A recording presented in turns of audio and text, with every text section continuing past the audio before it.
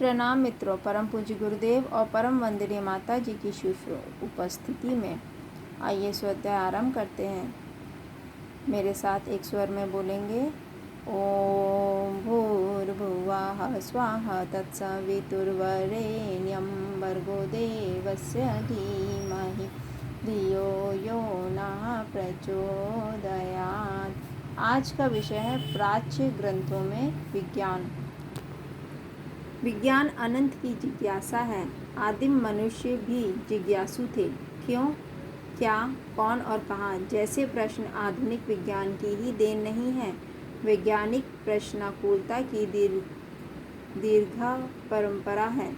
यजुर्वेद में प्रश्नों को देवता कहा गया है। वैदिक समाज जिज्ञासु था।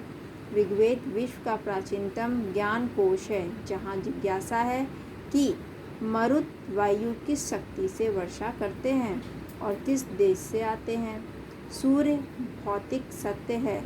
जिज्ञासा है कि वह रात्रि में किस क्षेत्र को प्रकाशित करता है। मजेदार प्रश्न है कि सूर्य क्यों नहीं गिरता। आधुनिक विज्ञान ने अनेक सौरमंडल जाने हैं। ऋग्वेद का ऋषि जिज्ञासु है कि कितने सूर्य हैं और सागर कितने हैं।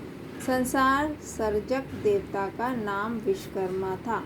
ऋषि प्रश्न है कि संसार नहीं था तो विश्वकर्मा ने कहाँ बैठकर संसार बनाया। वे सृष्टि निर्माण की सामग्री कहाँ से लाए। यहाँ आस्था को सीधी चुनौती है। ऐसे सैकड़ों प्रश्न ऋग्वेद में हैं। क्या ये वैज्ञानिक नहीं है? विज्ञान भौतिक और खगोल का ही अध्ययन है। विज्ञान का जन्म और विकास ऐसी ही प्रश्नाकुल जिज्ञासा से हुआ। ऋग्वेद में मानव चिंतन की प्राचीनतम अवस्था में दर्शन और विज्ञान का जन्म और विश्वास देख सकते हैं। लेकिन भारत के कुछ तथाकथित विद्वानों को प्राचीन विज्ञान शब्द से ही चिढ़ है। भारतीय विज्ञान कांग्रेस में प्राचीन विज्ञान पर कुछ एक पर्चे पढ़े गए। कुछ विद्वानों ने प्राचीन विमान शास्त्र पर अपना मत रखा। विमान शास्त्र प्राचीन नहीं है, 20वीं सदी का ही है। आयुर्विज्ञान पर रखे गए मत में सुश्रुत का उल्लेख है। निसंदेह यह प्राचीन विज्ञान है। चरक संहिता भी प्राचीन आयुर्विज्ञान है। यहाँ आत्मा को द्रव्य बताया गया है। बेशक आधुनिक चिकित्सा विज्ञान ने शिखर तक उन्नति की है, लेकिन जड़ों की ओर देखना और उनको जांचना अवैज्ञानिक नहीं हो सकता। ऋग्वेद में विप्सला का पैर टूटने और कृत्रिम पैर लगाने का उल्लेख है। अथर्ववेद में सफ़ेद बालों को काला करने की दवा खोजने का उल्लेख है। क्या यह आधुनिक विज्ञान से प्रयास में कमतर है? भारतीय काव्य में आकाश मार्ग और विमानों के उल्लेख हैं। विमान की कल्पना के लिए भी वैज्ञानिक चित्त चाहिए। विमान थे या नहीं थे, विषय शोध का है। इतिहास और पुरातत्व का है, और जहाँ पुरातत्व न उपलब्ध हो वहाँ भाषा, विज्ञान और साहित्य का भी है। प्राचीन भारत अंधविश्वासी नहीं था। ऋग्वेद में प्रकृति के भीतर एक सारभूत नियम व्यवस्था का उल्लेख है। डॉक्टर रामकृष्णन के अनुसार ईश्वर भी प्राकृतिक संविधान में हस्तक्षेप नहीं कर सकते। प्राचीन विज्ञान में सृष्टि के गोचर प्रपंचों की गहन जिज्ञासा थी। तैत्तिरीय उपनिषद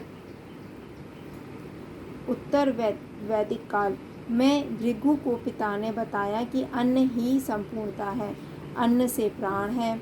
यहाँ भी कोई अंधविश्वास नहीं है।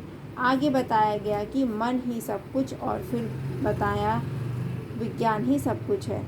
विज्ञान से ही प्राणी जन्म लेते हैं, जीवित रहते हैं और विज्ञान में ही समा जाते हैं। यहाँ विज्ञान शिखर है। विज्ञान अर्थात प्रकृति के अकाट्य नियम। अंत में कहा है कि लेकिन आनंद ही सर्वस्व है। अन्न, मन, प्राण या विज्ञान सबका उद्देश्य आनंद ही है। वैज्ञानिक ज्ञान को मानव केंद्रित ही होना चाहिए। प्रयोग सिद्धि विज्ञान की प्रमुख कसौटी है। व्यक्तिगत अनुभूति वैज्ञानिक नहीं होती। सार्वजनिक सिद्धता जरूरी है। लेकिन भारी भरकम उपकरण या प्रयोगशालाएं ही किसी ज्ञानी को विज्ञानी नहीं बनाते। वैदिक भारत अंधविश्वास मुक्त और जिज्ञासु था। धरती, आकाश और सौरमंडल को जानने जांचने को बेचैन था। ऋग्वेद इसका जीवंत साक्ष्य है। इसलिए प्राचीन ज्ञान विज्ञान को कोरा मिथक कहना राष्ट्र जीवन का सीधा अपमान है। सहमति और असहमति वैज्ञानिक दृष्टिकोण का भाग है। वैज्ञानिक दृष्टिकोण में ज्ञान की कोई अवस्था अंतिम नहीं होती। ज्ञान निरंतर विकासमान प्रक्रिया है। न प्राचीन विज्ञान पूर्ण था और न ही आधुनिक विज्ञान पूर्ण है। सारा प्राचीन गलत नहीं, सारा आधुनिक भी अंतिम सत्य नहीं।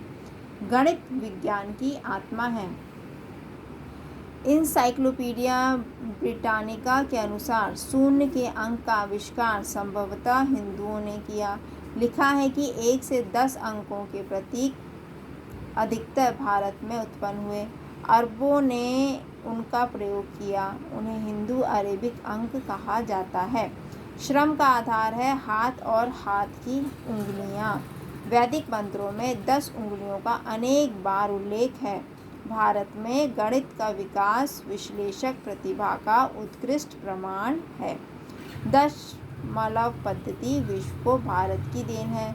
शून्य का आविष्कार, स्थान के अनुसार शून्य के प्रयोग द्वारा अंक की मूल्य वृद्धि भारतीय प्रतिभा का चमत्कार है। गणित और विज्ञान का जन्म भारत में हुआ। 1 के साथ 0 लगाकर बना 10 महत्वपूर्ण अंक है।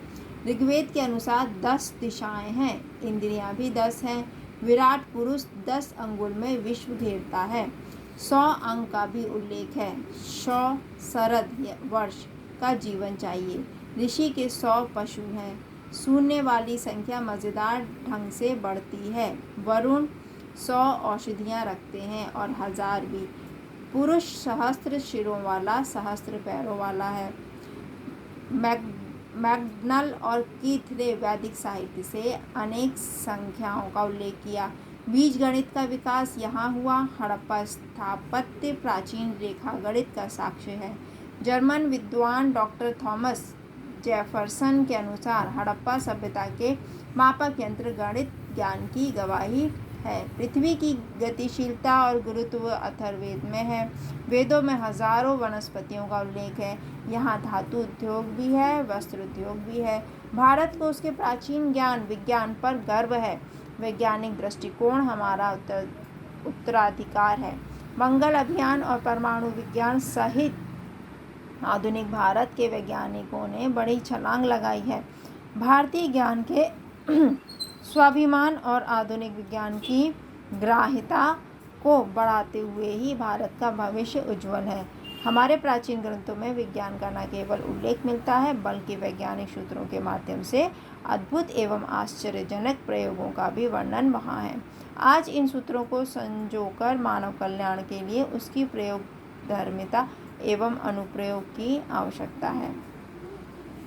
प्रणाम मित्रों। ओम द्यौः शांति अंतरिक्षं शांति पृथ्वी शांतिरापः शांतिरोषधयः शांति वनस्पतयः शांतिर्विश्वे देवाः शांति ब्रह्म शांति सर्वं शांति शांतिरेव शांति सामा शांतिरेधि। ओम शांति शांति शांति सर्वारिष्टेषु शांतिर्भवतु।